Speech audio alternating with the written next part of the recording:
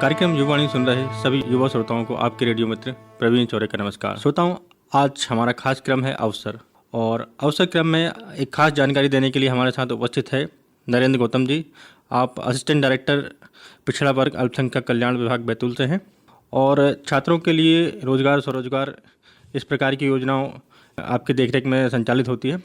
तो नरेंद्र गौतम जी, हमारे स्टूडियोज़ में आपका बहुत बहुत स्वागत है। धन्यवाद सर। सबसे पहले हम आपसे ये जानना चाहेंगे कि युवाओं को रोजगार से जोड़ना, उनका प्रशिक्षण देना और उनके लिए एक समुचित अवसर उपलब्ध करवाना हमारी प्राथमिकता है।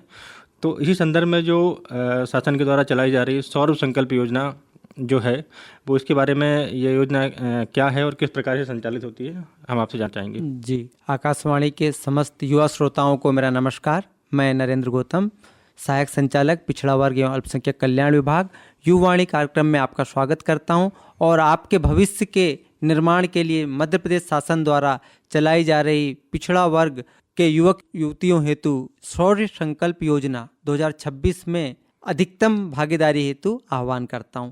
शौर्य संकल्प योजना वर्तमान में पायलट प्रोजेक्ट के रूप में 20 जिलों में संचालित हो रही है, जिसमें सौभाग्य से बैतूल जिला भी चयनित किया गया है।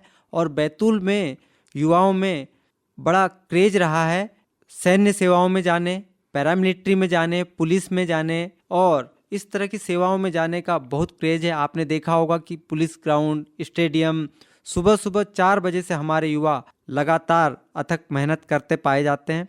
ऐसे ही मेरे विभाग के अंतर्गत एक 100 सीटर बालक छात्रावास भी है। विगत कुछ वर्षों में मेरे ओबीसी छात्रावास से 48 बच्चे विभिन्न सैन्य और अर्धसैन्य और पुलिस विभाग में चयनित हुए हैं।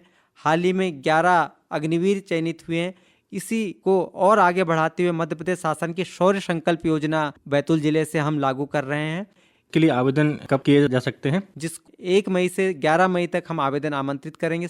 हम आपसे ये जानना चाहेंगे कि और इसके लिए पात्रता की क्या क्या शर्तें हैं? शौर्य संकल्प योजना की प्रथम पात्रता है कि 12वीं पास हो और पिछड़ा वर्ग का जाति प्रमाण पत्र हो। पिछड़ा वर्ग का जाति प्रमाण पत्र से तात्पर्य है सक्षम प्राधिकारी द्वारा जारी ओबीसी का कॉर सर्टिफिकेट। अच्छा, इस योजना के हम लाभ की बात करें तो इसमें कौन कौन सी बातें शामिल होंगी?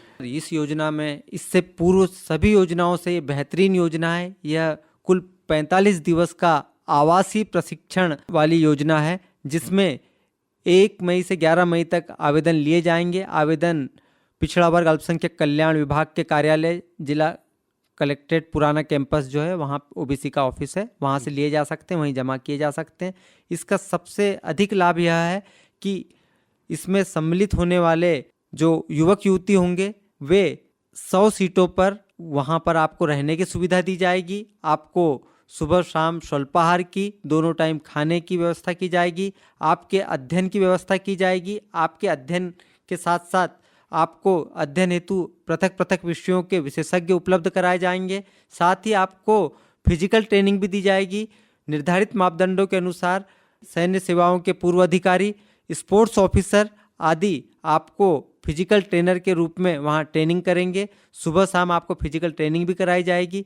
इसके अलावा आपको जितनी आवासीय सुविधाएं जैसे कि बेड, पलंग, स्टडी मटेरियल दी जाएगी।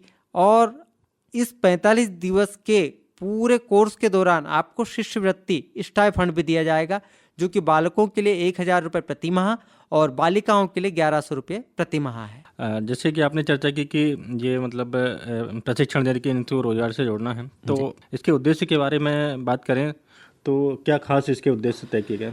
मध्य प्रदेश शासन का शौर्य संकल्प योजना पिछड़ा वर्ग अल्पसंख्यक कल्याण के युवक युवतियों के लिए मूल भाव है राष्ट्र प्रेम और देश सेवा के भाव का सभी युवक युवतियों में संचार करना। चूँकि यह पिछड़ा वर्ग अल्पसंख्यक कल्याण विभाग की योजना है, अतः यह लाभ पिछड़ा वर्ग अल्पसंख्यक कल्याण विभाग के पात्र युवक युवती ही ले सकते हैं, जिसका मूल उद्देश्य राष्ट्र प्रेम और देश सेवा के भाव का युवाओं में संचार और प्रवाह करना है। और उसके लिए आप सेना, बीएसएफ, एसएफ, पुलिस, होमगार्ड आदि में जो जाने के सपने युवक युवती देखते हैं, उनके लिए स्किल्ड बनाना इसका भाव है।